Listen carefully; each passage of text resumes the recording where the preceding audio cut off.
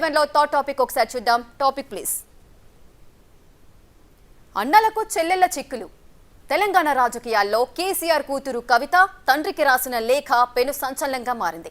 అది కూడా hot topic అవుతోంది. లేఖ ఎందుకు రాశారు, ఎందుకు బయటకు వదిలారు, ఎవరిపై కోపంతో ఇలా చేస్తున్నారు, సొంతంగా తీసుకోబోతున్న నిర్ణయం ఏంటి? ఇప్పుడు ఇవన్నీ కూడా చర్చనీయాంశంగా మారాయి.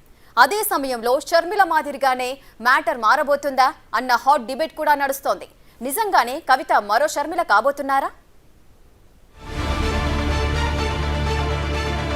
ఎమ్మెల్సీ కవిత వదిలిన బాణం ఎక్కడెక్కడో తిరుగుతుంది. పెద్ద చర్చకు కారణమవుతుంది. పార్టీ వ్యవహారాలపై ప్లస్ మైనస్లపై కవిత సంధించిన అస్త్రాలు గులాబీ శిబిరంలో కలవరానికి కారణమయ్యాయి. తండ్రితో నేరుగా చెప్పుకునే అవకాశం ఉన్నా, పార్టీలో వ్యవహారాలపైన చర్చించే ఛాన్స్ ఉన్నా ఇలా ఓపెన్ గా లేఖ రాయడమే అసలు ట్విస్ట్. కవిత తన దారి తాను చూసుకుంటున్నారా అన్నది ఇప్పుడు కీలకంగా మారుతుంది.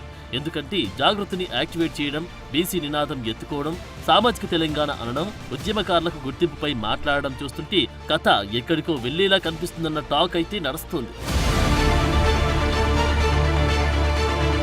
కానీ కవిత తన తండ్రికి లేఖ రాయడం వెనుక ఉద్దేశాలు వేరుగా ఉన్నాయంటున్నారు. అయితే ఇప్పుడు టాక్ ఏంటంటే అచ్చం షర్మిల మాదిరిగానే కవిత వ్యవహారం నడుస్తుందంటున్నారు. తన తండ్రి నుంచి రావాల్సిన ఆస్తులు, రాజకీయ వారసత్వం విషయంలో జగన్తో విభేదించి షర్మిల బయటకు వచ్చారు. కొత్తగా పార్టీ ఏర్పాటు చేసి తెలంగాణలో పోటీకి రెడీ అయ్యారు. ఆ తర్వాత తన వైఎస్ఆర్టీపీ పార్టీని కాంగ్రెస్ లో విలీనం చేశారు. ఇప్పుడు ఏపీసీసీ చీఫ్ అయ్యారు. తన సొంత అన్న జగన్ పైనే రాజకీయ పోరాటం చేస్తున్నారు. అంశం ఏదైనా ఎప్పటికప్పుడు కౌంటర్లు ఇస్తూనే ఉన్నారు. నిన్నటికి నిన్న లిక్కర్ వ్యవహారంలో అన్న జగన్ పైనే షర్మిల ఘాటు కామెంట్ చేశారు. తప్పు చేసి ఉంటే ఉరి తీయండని ఎందుకు అనలేకపోతున్నారో చెప్పాలన్నారు. లిక్కర్ అమ్మకాల్లో డిజిటల్ చెల్లింపుల విధానం ఎందుకు తీసేశారని ప్రశ్నించారు. ఒక్కసారి రాజకీయ ప్రత్యర్థులు అయ్యాక అన్న చెల్లె అన్న భేదం ఉండదని షర్మిల రుజువు చేస్తూనే ఉన్నారు. Even on the floor of the house I remember నాన్నగారికి చెప్పారు, రాజశేఖర్ రెడ్డి గారు అన్నారు, మీకు కావాల్సిన ఎంక్వైరీ మీరు వేసుకోండి, సిబిఐ ఎంక్వైరీ వేసుకుంటే వేసుకోండి, నా తప్పు ఉంటే నన్ను ఉరి తీయండి అని కూడా అన్నాడు రాజశేఖర్ రెడ్డి గారు. మరి జగన్మోహన్ రెడ్డి గారు కూడా మీ ఏ తప్పు లేకపోతే మీరు ఎందుకు మాట్లాడలేకపోతున్నారు? మీరు వెళ్ళండి, అసెంబ్లీకి వెళ్ళండి, on the floor of the house on record చెప్పండి, మీరు ఏ ఎంక్వైరీ కావాలంటే ఆ ఎంక్వైరీ వేసుకోండి, నా తప్పు లేకపోతే నన్ను ఉరి తీయండి అని మీరు అనలేకపోతున్నారు అంటేనే మీరు దోషి అని ప్రజలకు అర్థమవుతుంది. ఇప్పుడు కవిత విషయానికి వద్దాం. ఇక్కడ కూడా సేమ్ సీన్. బీఆర్ఎస్ లో కేటీఆర్ కు పార్టీ పగ్గాలు అప్పగిస్తారనే ప్రచారం సాగుతుంది. హరీష్ రావు కూడా కేసీఆర్ చెప్పినట్లుగానే ఎవరి నాయకత్వంలోనైనా పనిచేసేందుకు సిద్ధమన్నారు. కానీ కవిత మాత్రం తన లేఖాస్త్రం ద్వారా చాలా క్లియర్ కట్ గా సిగ్నల్స్ పంపేశారు. షర్మిల తరహాలోని కవిత వ్యవహరిస్తారని బీజేపీ నేతలు అంటున్నారు. పార్టీ నుంచి కవితను కట్టుబట్టలతో బయటకు పంపేందుకు కేటీఆర్, హరీష్ రావు ఒకటయ్యారని ఆరోపించారు బీజేపీ ఎంపీ రఘునందన్ రావు. రానున్న రోజుల్లో కవిత మరో షర్మిల కాబోతుందన్నది ఆయన మాట. తెలంగాణ రాష్ట్ర రాజకీయాల్లో కవితమ్మ మరో షర్మిల కాబోతుంది అనేటువంటి అనుమానం తెలంగాణ సమాజం నుంచి వస్తుంది. ఎందుకంటే ఈ పంచాయతీ, కుటుంబ పంచాయతీ, రాజకీయ వారసత్వ పంచాయతీ, ఆస్తుల పంచాయతీ, ఎందుకు ఆల్ ఆఫ్ సడన్ గా కవిత గారు అమెరికాలో ఉన్నప్పుడు మే 2వ తారీఖున రాసినటువంటి లేఖ ఇంతగా ప్రజల్లో చర్చనీయాంశం అవుతుందంటే ప్రజల ఆలోచనలో ఒక అర్థం కనబడతా ఉంది స్పష్టంగా. మై డియర్ డాడీ అంటూనే కవిత సొంత అజెండాను తెరపైకి తెచ్చారా? అసలు ఎమ్మెల్సీ కవిత రాసిన లేఖ రాజకీయ పంచాయతీనా లేక ఆస్తుల పంచాయతీనా అన్న ప్రశ్నలు ప్రత్యర్థుల నుంచి వస్తున్నాయి. అన్నను దెబ్బకొట్టేందుకే ఈ లేఖాస్త్రం సంధించారా అన్న అనుమానాలు కూడా తెరపైకి వస్తున్నాయి. తెలంగాణలో బీఆర్ఎస్ అధికారం కోల్పోయిన నాటి నుంచి కేసీఆర్ కుటుంబంలో లుకలుకలు వచ్చాయి. ఇప్పుడవి వారసత్వ యుద్ధంగా మారాయంటున్నారు. మరి ఈ పరిస్థితుల్లో ఎమ్మెల్సీ కవిత ఏం చేయబోతున్నారు? షర్మిల తరహాలు వ్యవహరిస్తారా? బీఆర్ఎస్ వీడుతారా లేక తన కుటుంబ పార్టీలోనే కొనసాగుతారా అన్నది ఇంట్రెస్టింగ్ గా మారింది. కాంగ్రెస్ బీసీ నినాదం ఎత్తుకోవడం ద్వారా మ్యాటర్ టర్న్ చేస్తోంది. ఈ సమయంలోనే బీసీ వాదంతో డోస్ పెంచిన కవిత ఆ వర్గాల ఓట్లు చీల్చే టార్గెట్ తెర వెనుక ఏదైనా ఉందా అన్న డౌట్లు కూడా వస్తున్నాయి.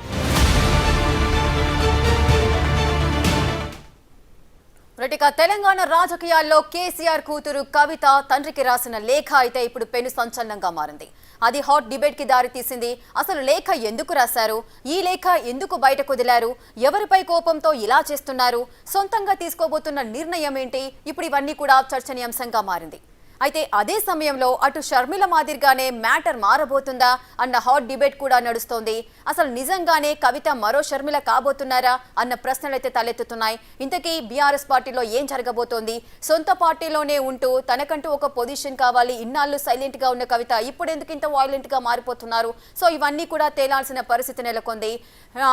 లేదు అంటే కవిత వేరే పార్టీ ఏదైనా పెట్టబోతున్నారా, లేదు అంటే వేరే పార్టీలోకి వెళ్ళబోతున్నారా అన్న చర్చ కూడా నడుస్తోంది.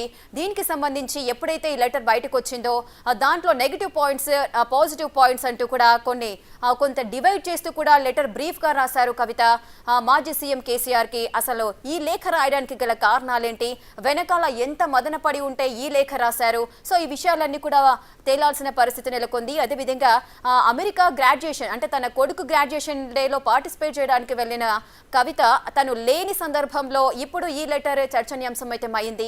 సో తను వచ్చిన తర్వాత ఈ లెటర్ పై కవిత స్పందించే అవకాశాలు ఉన్నాయా? ఎందుకంటే ఈ లెటర్ పైనే కేసీఆర్ కూడా చాలా సీరియస్ అయ్యారు. అందుబాటులో ఉన్న నేతలతో కూడా టెలికాన్ఫరెన్స్ లో కూడా మీటింగ్ పెట్టి మాట్లాడారు అన్న సమాచారం కూడా ఉంది. సో ఏం మాట్లాడారు, దీనిపైన ఎటువంటి నిర్ణయం తీసుకోబోతున్నారు, ఇవన్నీ కూడా తేలాల్సిన అవసరం ఉంది. సో ఫారెన్ నుంచి కవిత మరికొద్దిసేపట్లోనే ల్యాండ్ అవబోతున్నట్లుగా కూడా సమాచారం అందుతోంది. మరి రాగానే వెంటనే ఈ టాపిక్ పైన అంటే తను రాసిన లేఖ ఎంత వైరల్ అవుతుందో ఇప్పుడు తనకి కూడా తెలిసే ఉంటుంది.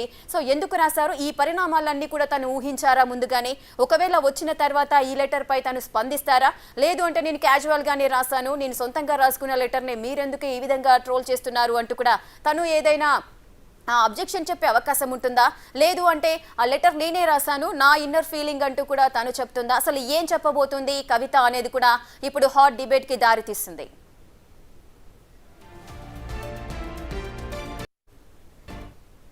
రెటికా కవిత రాసిన ఈ లెటర్ కి సంబంధించిన పూర్తి డీటెయిల్స్ మా అసోసియేట్ ఇన్పుట్ ఎడిటర్ నగేష్ మనకు అందిస్తారు. నగేష్, అసలు కవిత ఈ లెటర్ ఎందుకు రాశారు? తన ప్రమేయంతోనే రాశారా, లేదంటే ఎవరి ఫోర్స్ తోనైనా రాశారా? అసలు నెక్స్ట్ పరిణామాలు ఏ విధంగా ఉండబోతున్నాయి? మరి కాసేపట్లోనే కవిత ఇక ల్యాండ్ అవబోతున్నట్లుగా కూడా సమాచారం అందుతోంది ఫారెన్ నుంచి. సో తను ఈ లెటర్ పై స్పందించే అవకాశాలు ఉన్నాయా? ఓవరాల్ గా మీ బ్రీఫింగ్ ఇవ్వండి. లెటర్ పైన స్పందించే అవకాశం ఉందని చెప్పి కవితకు సంబంధించిన అనుచరులు కావచ్చు, సన్నిహితులు కావచ్చు, శ్రేయోభిలాషులు కావచ్చు, వాళ్ళంతా చెప్తున్నారు. కవిత ప్రస్తుతం అమెరికా నుంచి కాసేపట్లో మరో 15-20 నిమిషాల్లో శంషాబాద్ ఎయిర్పోర్ట్లో ల్యాండ్ అవ్వబోతోంది.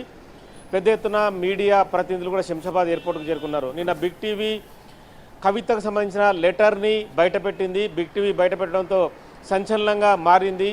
రాజకీయ వర్గాల్లో పెను సంచలనం రేపింది. ఎందుకంటే తెలంగాణ రాష్ట్రం ఏర్పడిన తర్వాత కేసీఆర్ కుటుంబమే తెలంగాణ రాష్ట్రాన్ని పాలించింది. అది బీఆర్ఎస్ పార్టీగా మారింది.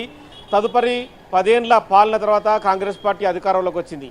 అధికారంలోకి వచ్చిన తర్వాత పెద్ద రాజకీయ దుమారం రేపిన అంశమే కవిత లెటర్ రాయడం. అందులో 6 పేజీల లెటర్లో కూడా డాడీ అని చెప్తూ ప్రతి అంశాన్ని లేవనెత్తింది. అంటే కేసీఆర్ చాలామందికి దగ్గర కావాల్సింది.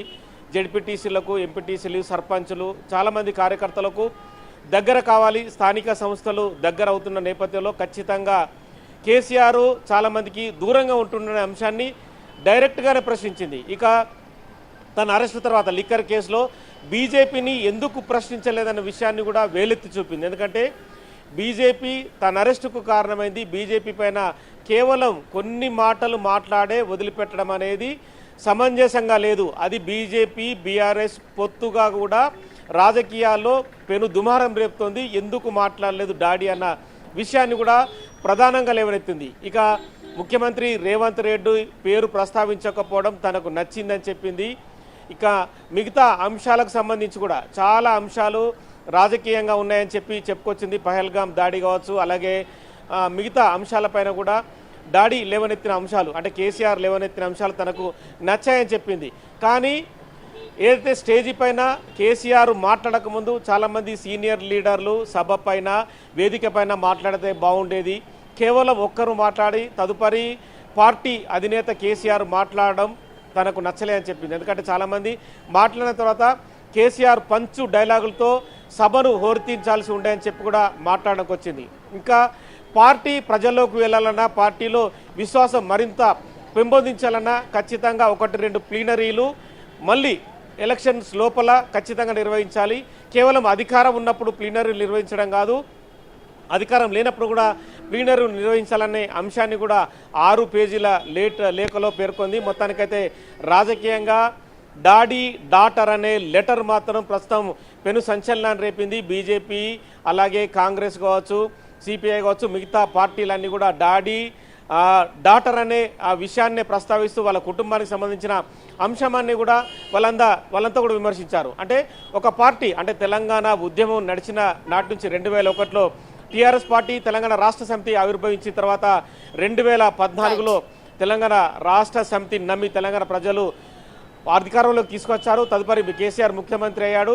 కానీ అధికారం కోల్పోయిన తర్వాత తన తండ్రిని ప్రశ్నించిన తీరును చాలామంది కూడా రాజకీయ వర్గాల్లో చర్చించుకున్నారు. కవితకు సంబంధించిన అనుచరులు కావచ్చు, తెలంగాణ జాగృతికి సంబంధించిన ఆ పార్టీ కావచ్చు, అలాగే బీఆర్ఎస్ పార్టీలో ఉన్న నేతలు కావచ్చు, కింది స్థాయి నేతలు కావచ్చు, మాజీ మంత్రులు కావచ్చు, కేటీఆర్కు దగ్గర ఉండేవాళ్ళు, హరీష్ రావుకి దగ్గర ఉండేవాళ్ళు, సంతోష్ రావుకి దగ్గర ఉండేవాళ్ళు, చాలామంది కూడా కవిత ఇలా లెటర్ రాయడం ఏంటన్న అంశాన్ని కూడా చాలామంది చర్చించుకున్నారు. కానీ శంషాబాద్ ఎయిర్పోర్ట్కి ల్యాండ్ అయిన తర్వాత కవిత ఏం మాట్లాడుతుందనే అంశం ప్రస్తుతం అయితే తెలంగాణ రాష్ట్రంలో పెను సంచలనంగా మారే అవకాశం ఉంది. కవిత మాట్లాడితే కనుక తన లెటర్ పైన స్పందించే తీరు కూడా మరింత అంటే ఈ అంశం మరింత రాద్ధాంతం కావచ్చు, మరింత చర్చకైతే దారితీసే అవకాశం కనిపిస్తుంది. మరి తెలంగాణ రాష్ట్రంలో మరో షర్మిల కవిత కానుందా లేదా అనేది కూడా కవిత చెప్పే ఆన్సరే ప్రస్తుతం దీనిపైన ఆధారపడి ఉంది. Right, thank you Nagesh, thanks for the details. Right, చూశారు కదా కవిత రాసిన లేఖ, మై డియర్ డాడీ అంటూ కూడా 6 పేజీల లేఖను రాసింది కవిత. సో దీనిపై మాజీ సీఎం కేసీఆర్ కూడా అందుబాటులో ఉన్న నేతలతో కూడా సమావేశమయ్యారు. దీని గురించి చాలా సీరియస్ డిస్కషన్ నడిచినట్టుగా సమాచారం అందుతోంది. మరి కాసేపట్లోనే బేగంపేట ఎయిర్పోర్ట్లో కవిత ల్యాండ్ అవబోతున్నారు. సో వచ్చి రాగానే ఈ లెటర్ పై ఆమె స్పందిస్తుందా, అసలు ఏం మాట్లాడతారు అనేది కూడా